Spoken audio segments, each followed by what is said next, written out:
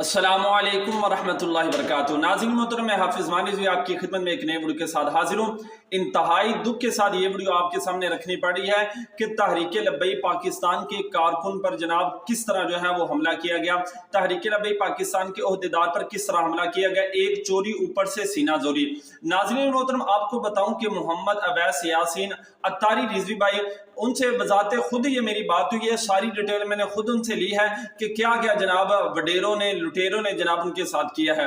नाज़रीन मोहतरम, आपको बताऊं कि मोहम्मद अवैस यासीन अत्तारी रिजवी साहब, जनाब आपको पहले बताऊं कि तहरीक लब्बई पाकिस्तान की जानब से स्पोर्ट विंग आल पाकिस्तान के चेयरमैन हैं और इनका जो इलाका है ये जिला मुजफ्फरगढ़ इब्राहिम बस्ती वाला जो है वहां पर इनकी रहायश है। और नाज़रीन मोहतरम, अब माजरा क्या हुआ है, इन्होंने पिछले बुध को जो है जनाब अपने इलाका के अंदर जनाब वहां पर कॉन्फ्रेंस कराई, जिसके अंदर जनाब खतीबुल इस्लाम अल्लामा फरूकुल हसन साहब जनाब वो तशरीफ लेकर आए थे और मुफ्ती अल्लाह बचाए आप जनाब तशरीफ लेकर आए थे। उन्होंने खिताब किया और लोगों को जनाब तहरीक लब्बई पाकिस्तान की दावत दी और फिर जनाब स्पोर्ट विंग का वहां पर जनाब दफ्तर का जो है वो इफ्तिताह किया बस्ती इब्राहिम वाला में। और वहां के जनाब जो बड़े थे, जो लुटेरे थे जनाब, उन्होंने क्या किया कि उन्होंने जनाब किया उनके घर गए मोहम्मद अवैस अत्तारी रिजवी साहब के, और जनाब उनके धमकी दी कि जनाब तहरीक लब्बई पाकिस्तान को बिल्कुल सपोर्ट नहीं करनी, उनका बिल्कुल नाम नहीं लेना।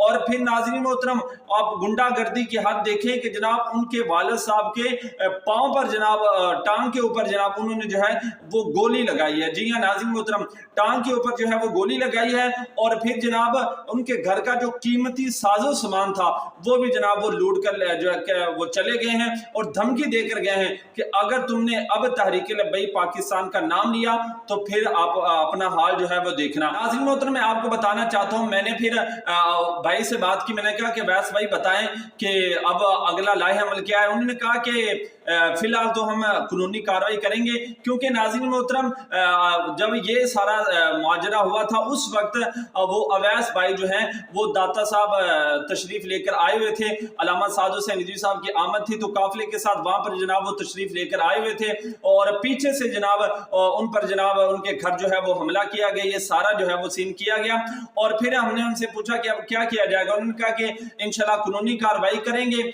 और उम्मीद है कि हमारा कानून हमें इंसाफ देगा।